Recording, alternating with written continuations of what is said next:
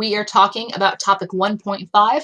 We're going to be looking at the tropical environments of Africa and Asia, as well as some of the empires in Africa. We're going to get a little bit into trade, specifically Indian Ocean trade as well. So a couple of things you should know when it comes to trade. The rainy and dry seasons are going to play a huge role in this. And altitude and where you're at, how high up you are, is also going to affect the climate, which I know you guys already know, but this will make sense as we go through. We need to look at the human societies and how they're adapting to different ecological zones. So some places, such as Central Africa, would have a very different climate and basically very different societal and trading patterns based on their climate, as opposed to, say, the coast of Southern Africa or the coastal regions of Northern Africa. We'll know that human communities in some of these regions will base their society on herding, while others will base on farming, and it is trade that allows these two vastly different civilizations to thrive. When it comes to mineral resources, on the continent of Africa, there were so many natural resources, mineral resources. We're going to be looking at salt, cola oil, copper. But what's very interesting, we got to talk about two different civilizations. Sub-Saharan Africa learned to smelt iron without first working in copper. Guys, this is huge. This is actually because of the Bantu civilization. The Bantu actually learned how to smelt iron in around 1200 BCE, around the same time that the Hittites of ancient Anatolia learned how to do it. The Bantus would then take this with them. So the Bantu language was one of the first linguistic groups that would become a dominant base for a lot of languages to follow. The original home of the Bantus was in the area on the border of modern Nigeria and Cameroon. And we know that the Bantu people spread toward the east and south throughout a series of migrations over the first millennium CE, taking that knowledge with them.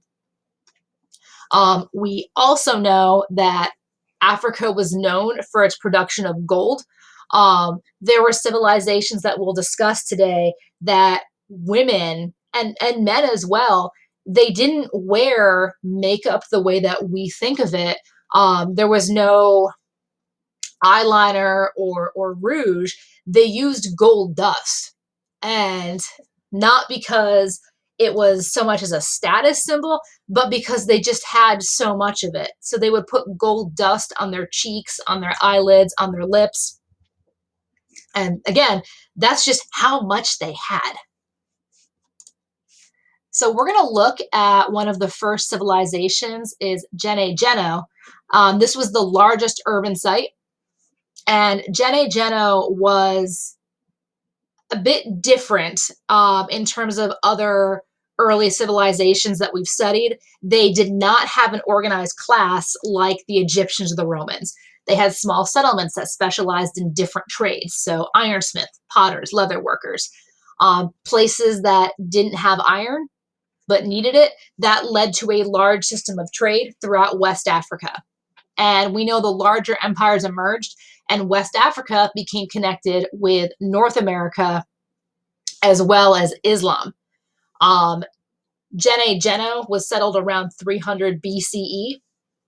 And what we're going to see is a lot of people came to this civilization because they were in search of a dependable water supply. So this is going to become a major hub for trade as well.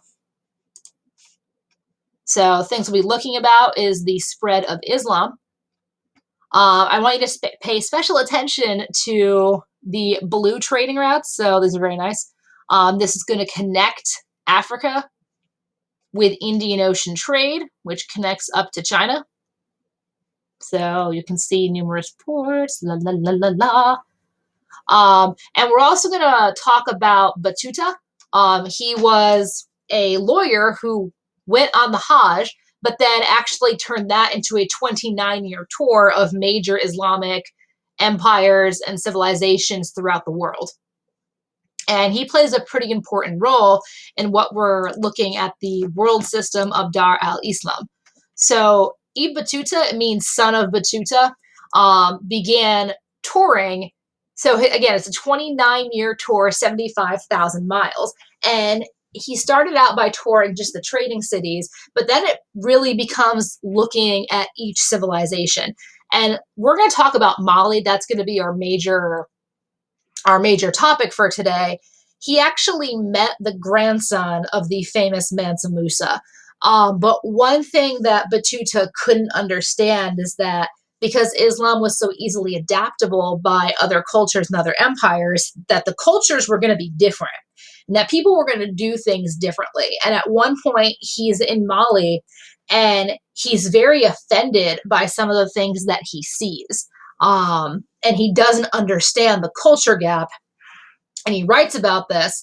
And when he's traveling, he's just taking note of how people observe Islam, what cultures they have. And things he documented, at least things that were consistent, are taxes were collected from the people. They provided military protections and a justice system. Legal cases were heard by a chief jurist. All legal disputes were heard after Friday prayers. And then Islamic law protected the rights of women. And it also prevented the enslavement of fellow Muslims. And these were things that were consistent. We know that Islam spread through peaceful conversion. There were no forced conversions. But a lot of the conversion and the knowledge and practice of Islam was actually spread through commercial contacts. Merchants were going throughout Indian Ocean trade and then even up to the Mediterranean region, and they were spreading Islam as they went. So here's another example, the extent of the Islamic world in 850, and then the growth of the Islamic world by 1500, and you can really see how far it's spread. And this is not all the merchants up in this area here, and then down here in India, the Delhi Sultanate, as well as the Mongols will be spreading it. And then we'll talk about the gunpowder empires later. So let's just take a quick look. The Kingdom of Ghana. So Ghana would eventually be taken over by the Empire of Mali. And it began as a series of small kingdoms that engaged in trade, but eventually the trading activities of gold, kola nuts, ivory allowed the Kingdom of Ghana to really rise up. And what we're going to see happening as Ghana grows richer is tensions are going to arise, and Ghana will slowly be attacked and basically fall into a series of decline as subjects break free. They form their own kingdoms, or kingdoms are taken over by other areas. But in 1240, the kingdom collapses when it's annexed by the Empire of Mali. So in 1240, so the founding of the Mali Empire, guys, begins in 1230, and by 1240, the kingdom is established. So Sundiata is the founder of the kingdom. He's the son of a king and his wife, but he was exiled by one of his father's other wives because his own mother was actually, she had what was called a hunchback. And according to the epic, states like this, like Mali, were formed by the conquest of humans and supernatural forces, and in this case, wizards who were fighting. What we're going to see is the source of how we know this is in an epic called Sundiata. And he is the second most famous ruler, Mansa Musa being the most famous for what he does while he is Emperor of Mali. The economy rested on agriculture and was supplemented by control of the trans-Saharan trading routes, as well as the gold mines throughout West Africa. So Mansa Musa is best known for not only being an intellectual investor. He built so many schools and mosques, but he's known for this very famous pilgrimage in which he brought thousands of people with him whose only job was to pass out gold. And just to let you guys know how much gold he passed out along this journey, he essentially single-handedly decimated the Egyptian economy for 10 years, guys. Like, I mean, they're just like passing out gold staffs, gold coins, gold jewelry, gold masks, just like literal pounds and pounds and pounds of gold. Um, Probably looking at tons of gold, to be honest, like, tons, like 2,000 pounds. But the economy was decimated for 10 years. But here's the thing. So there's this legend that when he did this, it wasn't intentional. He was showing off the wealth of Mali, but inflation is real. And when he realized what he had done, he actually borrowed a lot of money from a very wealthy merchant with the goal of stabilizing the Egyptian economy. But he borrowed so much that this merchant actually went with him on the Hajj to make sure he would get his money back. Unfortunately, this merchant died along the way, and when Mansa Musa came back, he actually found this guy's wife so he could repay her the money he had borrowed. The Kingdom of Mali was also a huge proponent of intellectual growth. Here's what we know, and again, we're going to go back to Batuta in just a minute. Mansa Musa built so many schools, and Mali is going to become one of the Islamic centers of the world, especially the city of Timbuktu. Documentation by Ibn Battuta, who traveled to Mali in 1352 and met the grandson of Mansa Musa, tells us that there was great mining of salt, great mining of gold, and then we also know that the people of Mali were involved in the slave trade. Slaves and gold were the two most important trade goods of Mali, but if you wanted to go to Mali, you needed to bring books with you, specifically if you were going to Timbuktu. We know that since 1000 CE, the whole area surrounding Mali, most people were following Islam. We know Mali society was matrilineal. Descent and inheritance were determined by women. But when Batuta was in Mali, one of the things he objected to was the lack of seclusion and the lack of veiling for women in Mali. The Kingdom of Mali would eventually collapse in the mid to late 15th century after decades of warfare. The Mamluk Empire, so we talked about them a little bit before when we were looking at our foundations unit. So the Mamluks were Turkish slave soldiers under the Abbasids. They would eventually rebel, and they're actually one of the reasons why the Abbasids would ultimately collapse. So in North Africa, there's 3 different sultanates, and Islam would spread because thousands of pilgrims were traveling to Mecca and going through Cairo, Egypt. So Alexandria, Egypt was the westernmost point of the Mamluk Empire. And the Mamluks, when they rebelled, they formed their own caliphate or their own dynasty.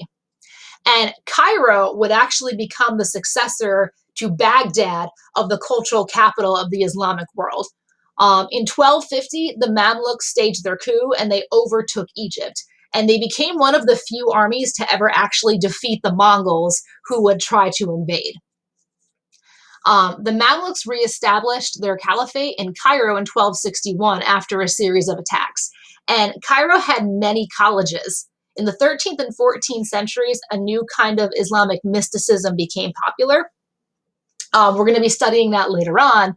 And we know that Cairo had a population of 500 to 600,000 people that were divided into very distinct social groups. Just as we're looking at Indian Ocean trade for a minute, guys, I want you to see how the world was interconnected and then dependent on the monsoon winds to go to and from. So just take a look, guys. Just to talk about the monsoon winds and how this works, as well as the vocab word of the day, junks. So these were technologically advanced vessels that were developed in China, and then they'll be used in Southeast Asia. We know that Indian Ocean trade was decentralized and very cooperative, run by port cities and the merchants who were controlling the boats. Again, looking at the commercial contacts and spread of Islam, Timbuktu, Delhi, and Malacca, we'll talk about these places later, were the centers of Islamic learning. Don't forget about Cairo, but these three places will be the main three.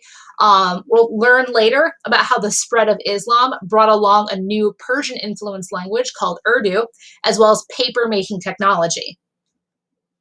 And part of this is done by making copies of the Quran. With social and gender distinctions, we know that the gap between elites and common people widened in tropical societies. Slavery increased in both Africa and India, and an estimated 2.5 million African slaves were kidnapped and exported across the Sahara and the Red Sea. More were shipped from the cities of the Swahili coast. We know that most slaves were trained in specific skills, and in some cases, hereditary military slaves could become incredibly rich and powerful, but other slaves worked at very difficult menial jobs like copper mining, and especially women were enslaved as household servants and entertainers. And the large number of slaves meant that the prices were very low. Women's status was typically determined by the status of their male masters or their husbands, or their fathers. Women could marry up, just as they could also marry down.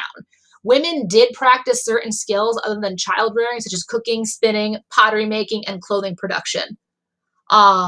It's difficult to know for sure what the effects were on women of the spread of Islam. In some places, such as Mali, as I've mentioned before, Muslim women did not adopt the practice of veiling and secluding, which again falls under the different cultural distinctions of Dar al Islam. If you guys have any questions, shoot me an email. Otherwise, have a great night, y'all.